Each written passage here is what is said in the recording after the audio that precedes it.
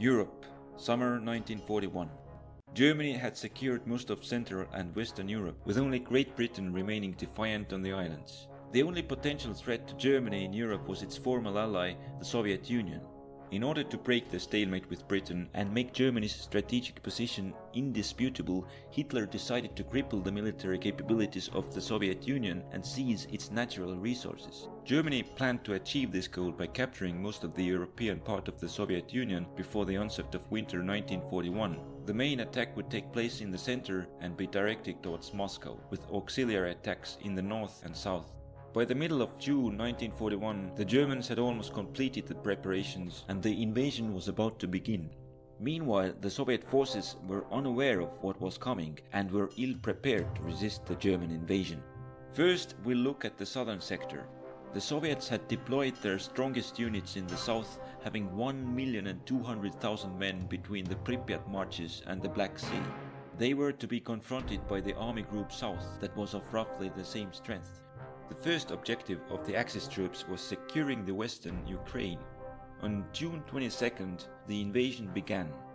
The Soviets immediately gathered their armed forces and met the German spearhead with a massive counterattack in the area of Dubno and Brody. But due to the lack of combat readiness of the units involved, it failed, and the Soviets lost most of their tanks. The German advance continued, and this created a threat of encirclement to the Soviet troops in the south, and they had to be withdrawn from the exposed position. After the main attack had tied down the Soviet reserves, the Axis forces in Romania joined the offensive. The main spearhead now made a dash towards the east, and this made Soviet command think that the main German effort was directed towards Kiev. However, the Germans had stuck to their original plan and turned south. When the Soviets realized the German intentions, it was already too late to withdraw their forces, and the Germans encircled and destroyed many of the Soviet formations near the town of Uman. The Soviets now abandoned western Ukraine and retreated to the eastern bank of the river Dnieper. They deployed the first wave of freshly mobilized troops to establish a strong defense on the river line and also cling to the port of Odessa. At the same time, operations were being carried out in the north, where 1.5 million German soldiers from army groups north and center were facing 1 million Soviet soldiers. In the beginning of the invasion, the army group center was to encircle Soviet forces at the border and then advance towards Smolensk and Moscow. Meanwhile, army group north was to advance directly towards Leningrad, threatening to trap the Soviet forces between them and the sea. On June 22nd, the Germans attacked. The Soviet Western Front was deployed forward, and during the first days of the war, the German forces encircled most of its formations near the towns of Bialystok and Minsk. In the Baltics, the Soviet counterattacks were defeated in the Battle of Raseiniai, and then they attempted to pull back and establish a defensive line on Daugava River. But the Germans reached the river before them and pushed onwards, threatening the Soviet units in the west with encirclement. At the same time, Army Group Center had finished encircling the Soviet Western Front, and its infantry units began to reduce the pockets, while its armored forces advanced eastwards almost unopposed. The Soviets attempted to plug the gap by deploying most of their pre-war reserves to counter them, but it was not enough, and as the German offensive continued, their armor broke through the Soviet lines and trapped these units near Smolensk. By that time, the first wave of Soviet mobilization was complete, and the Soviets used these formations to block further German advance and attempted to free the encircled troops. However, the performance of these newly created units was lackluster, and they were unable to liberate the pocket. The Germans managed to close it up and eliminate it. The Germans had gained the upper hand in the central part of the front, and now they were faced with two options.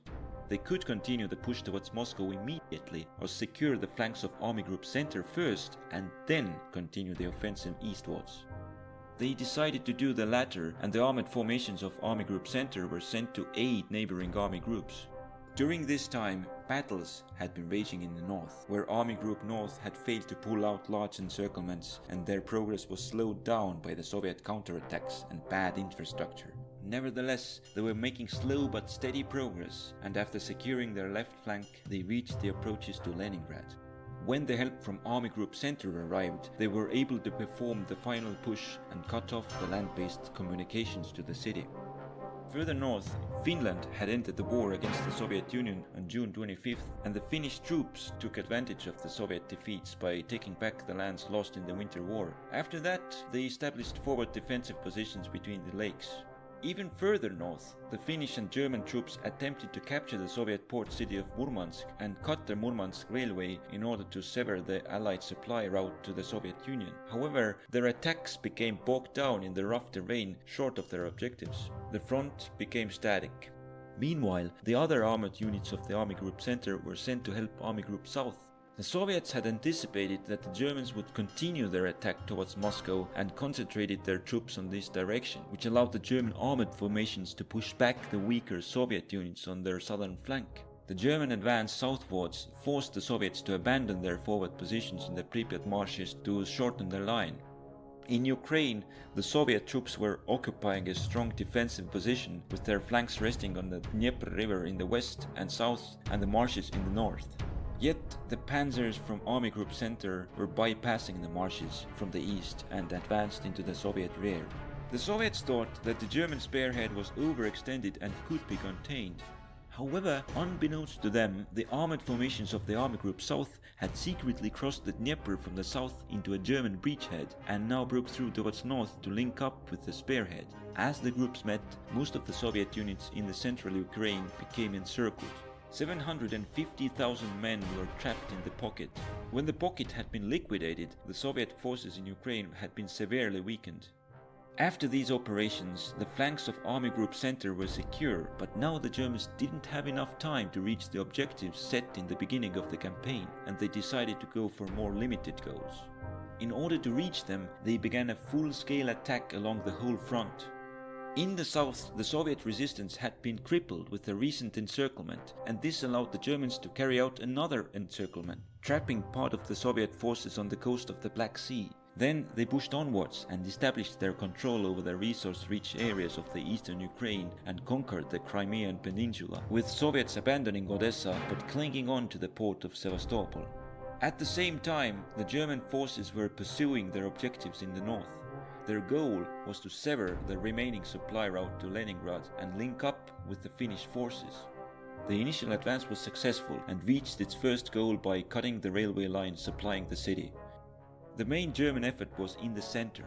All this time the Soviets had anticipated an attack on Moscow and had deployed 1,250,000 mobilized troops to the sector. During the German operations on the flanks, they had even somewhat managed to push Army Group Center back to improve their defensive perimeter, but by the end of September, the German armor had finally returned to the center and proceeded to carry out a new attack.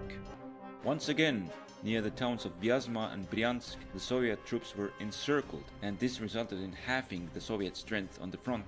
After reducing the pockets, the Germans closed their distance to Moscow. Then they attempted to encircle Moscow with a two-pronged attack, but by that time the long advance had exhausted their offensive capabilities and the weather had become severely cold. The Soviets managed to halt their advance, and although they didn't have large superiority in numbers, the Soviet proficiency in winter combat allowed them to carry out a counterattack. The Germans were forced to abandon their vulnerable forward positions on the flanks and pulled back in order to shorten the front line. During the retreat, they had to abandon some of their heavy equipment.